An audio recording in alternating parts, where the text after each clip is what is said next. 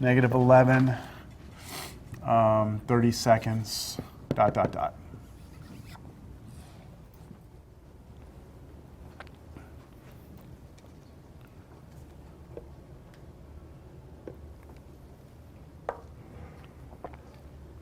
What did I advise you earlier to do when you saw fractions? Try and look at the top and bottom separately. Now we have some alternating going on, don't we though? We have a negative, then a positive, then a negative, then a positive, then a negative, and positive, right? So let's first take care of the alternating part. How can I create negative, positive, negative, positive, negative, positive? That right there, right? This? Get rid of that 0. So if I just tack a negative 1 to the n out here, then I don't even need to worry about the signs anymore, do I? Right? That'll take care of that negative sign for me. It'll make it appear, disappear, appear, disappear, appear. So now just look at the numbers. Across the top, 3, 5, 7, 9, 11. Those are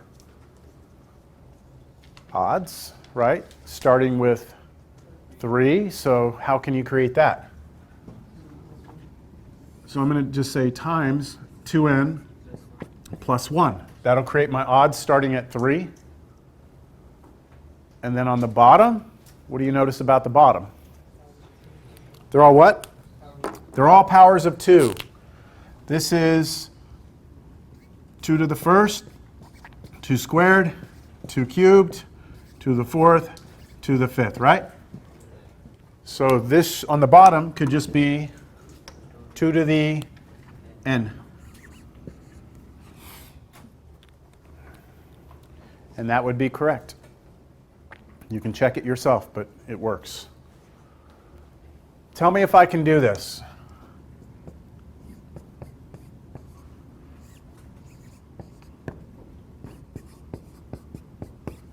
Can I just slide this underneath over here? It's the same thing, right? If these are both raised to the n, could I do this?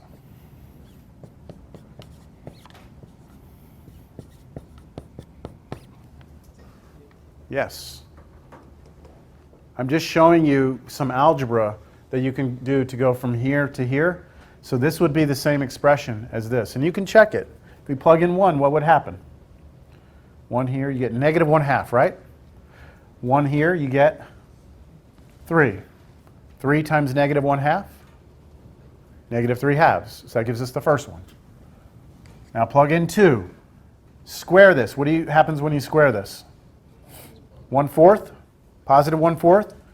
Plug in 2 here, you get 5. 5 times positive 1/4, 5/4. So these two answers look different, but they give you the same exact sequence, don't they?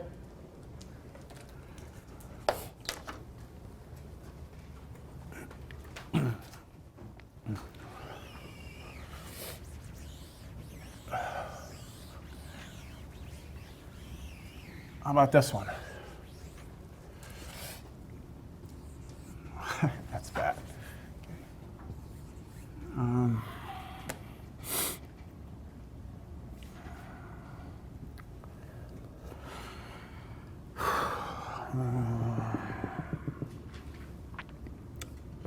1/5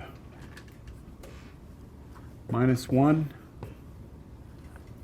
5, negative 25, 125, dot, dot, dot.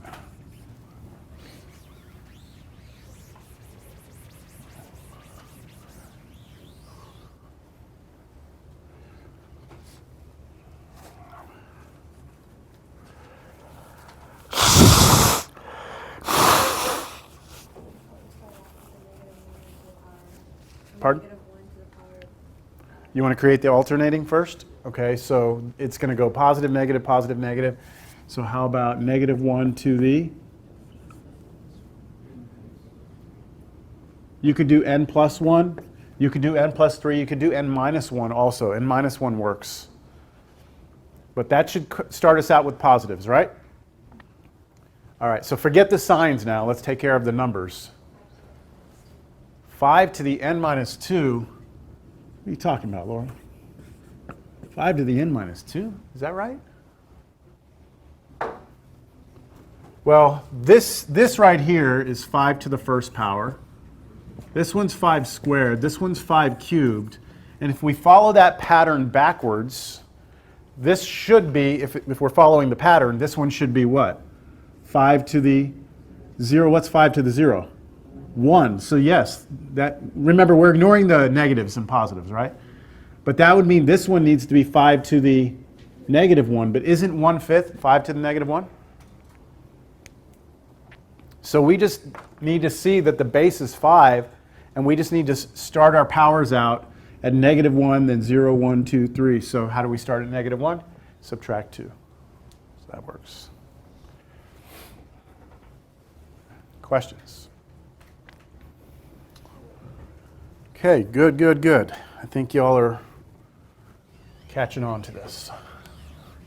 Hopefully. All right, let's talk about factorial. Factorial. We just mentioned a second ago that 5 factorial meant 5 times 4 times 3 times 2 times 1. Does anyone know where this sort of thing comes up, factorial? Like in probability? This seems kind of, I don't know. Okay. So let's say that I have 4 people. Okay, here they are. 1, 2, whatever, 4 people. And I have 4 jobs. I have job A, B, C, D. Job A, corner office, big money. You just sit there and act like you're important. Job B, you got to deal with people every day. Okay. Job C, you're in the mail room, running stuff around. Job D, you're taking out the trash, cleaning the toilets. Okay? How many different ways can I assign these jobs to these 4 people? If it was just random. How many different, if I have the 4 people over here, how many different ways could I give that first job away? I could give it away 4 different ways, right? So there are 4 ways I could do it. But once I've assigned that first job, one person's gone. Now I fill the second position with the 3 remaining. 1 person out of the 3. And now that I've filled that position, this one, there's only 2 ways, and then the last person standing gets that. So 4 times 3 times 2, how many is this? What's 4 times 3 times 2? Times what? 24. There are 24 ways that I could do that. So 4 people, 4 positions, 24 different ways that can occur. You could do the same thing with like, I don't know, what am I thinking of here? Like, well, it gets a little harder this way. How many people are on a typical NBA roster? No, I have no idea. I think it's 12. 12 people on an NBA team. So I got to pick my starting 5 to go play the game. 1, 2, 3, 4. There's my starting 5. So I have 12 men or women on the team sitting over here. What's that? What? You don't agree with that? I don't know. It might be more. You get what I'm saying, right? So here's my starting 5. How many ways can I do that? Well, the first person can come from one of 12. The next person, there's 11 to pick from, then 10, then 9, then 8, right? That's not 12 factorial, is it? That's not 12 factorial? It's kind of 12 factorial. 12 factorial is really, what? 12 times 11 times 10 times 9 times 8 times 7 times 6 times 5 times 4 times 3 times 2 times 1. But that's not quite it, right? I would only want these, right? So watch this. What if I take 12 factorial and divide it by 7 factorial? What's 12 factorial? We just said 12 times 11.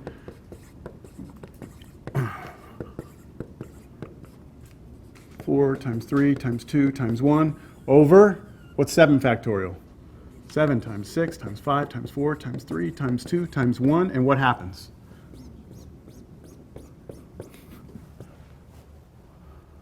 Right?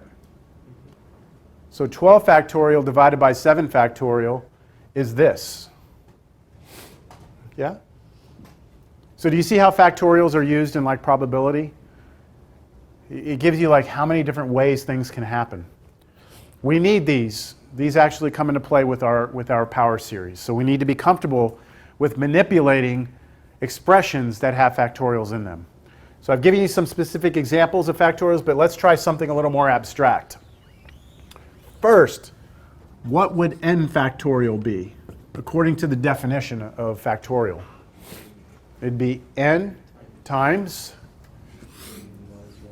take one away, times, take another one away, times, take another one away, right? And you keep doing this until you get down to 1. Y'all buy that? That's the actual definition of n factorial.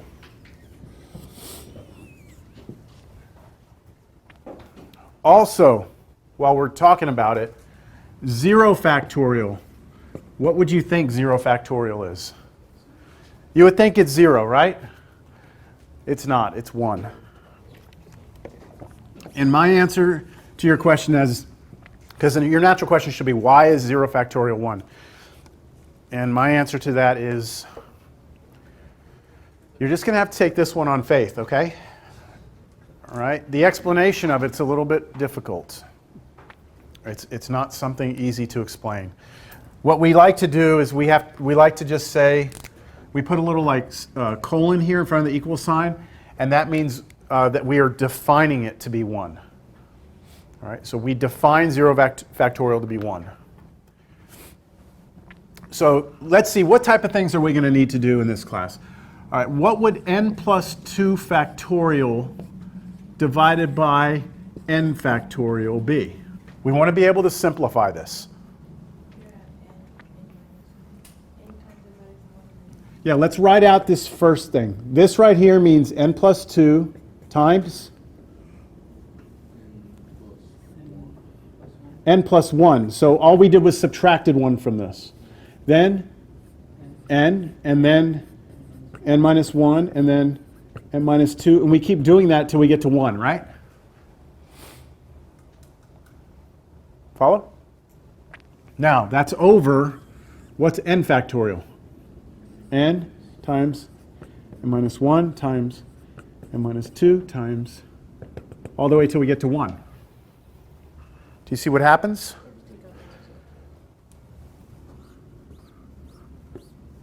All you're left with is what?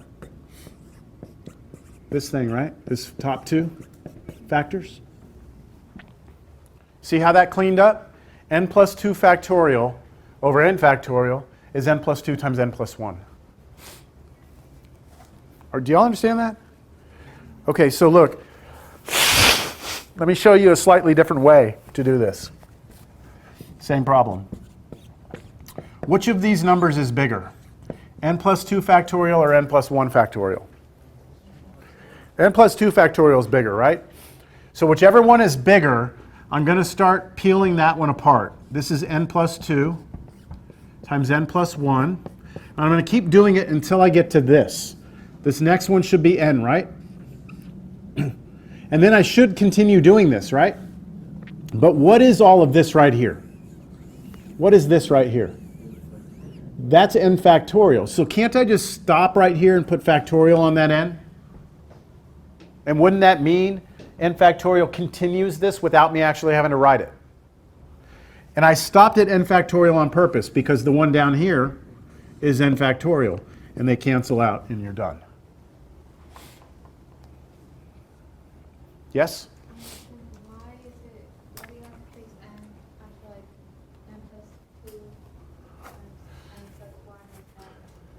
Why n? I'm subtracting 1 from this each time. right? So when I take 1 away from that, that 2 becomes a 1. When I take 1 away from that, it becomes a 0. So it's n plus 0, which is just n.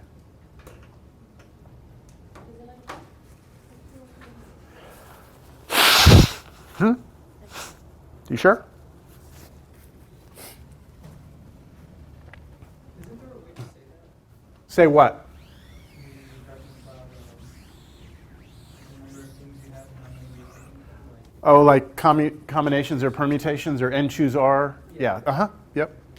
But that's a probability statistics lingo that not everyone maybe has heard. so like that's what you're doing, right? With the plus 2, you're saying you're choosing 2 out of when you're starting from n. Like if you put 12 there, you're saying 12 and 13. I'm sorry, 12, you do 12 and 11. Just because you're choosing the first 2, right? Like this thing that we had earlier? Yeah, like that, you're choosing the first 5. I'm choosing 5 out of, yes. So this is 12 minus 5. So yeah, there's a different notation we use for it though. It's not, I think maybe you're thinking this like 12, 5 or something. No. Are they not the same? There's 2 different ones. There's permutations and combinations. There's 2 different formulas. So it depends on whether or not,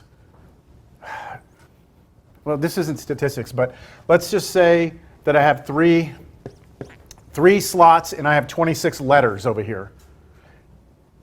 How many ways could I put a letter here? 26 ways. How many here? 25 ways. If I'm not repeating any letters. 24? Okay? Do y'all agree with that? So if I write A, B, C, right? That's one way that I could do that. Now the question is, if I put B, A, C, is that the same thing as A, B, C? Do you want it to be or do you not want it to be? Because if I'm looking at this as like a pot and I throw 3 letters in there, A, B, C is the same as C, B, A. It doesn't matter. So that matters in our formulas. It depends on whether or not you want the order to count. It's like the lottery. Your numbers, the order you pick your numbers doesn't matter, right? Except if you're doing Powerball, the last one matters. So am I kind of making sense? So there's different formulas for different situations, and yeah, okay. How about this?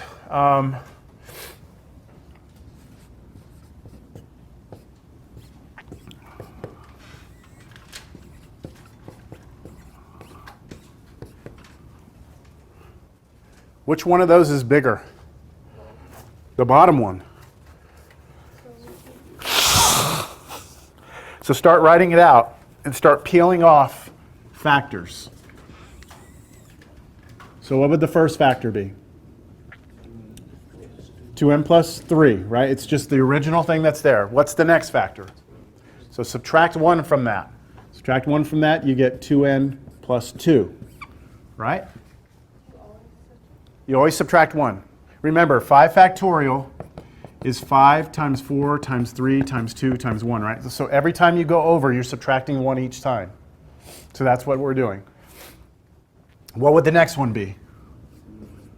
2n plus 1. And then I could keep going, right? However, I've reached the same thing that's up here. I need to put the factorial here, though, right? Because it does continue. And now you can mark them out. And you're left with 1 over 2n plus 3 times 2n plus 2.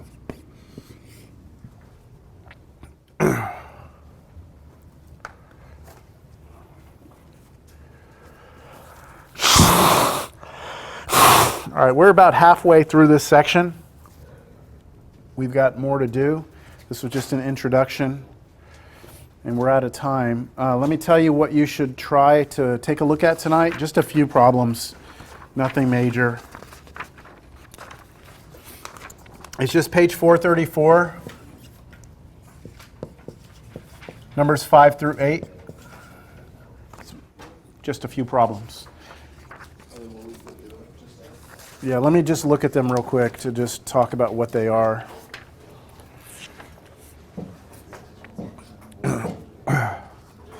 Okay, for all 4 of these problems, It's a sequence, and you have to find the formula. Okay, so they give you a sequence, you find the formula. That's it. So we're not done with this section. We'll come back on Tuesday, and we'll finish it up and hopefully start 8-2. Y'all have a good rest of your day.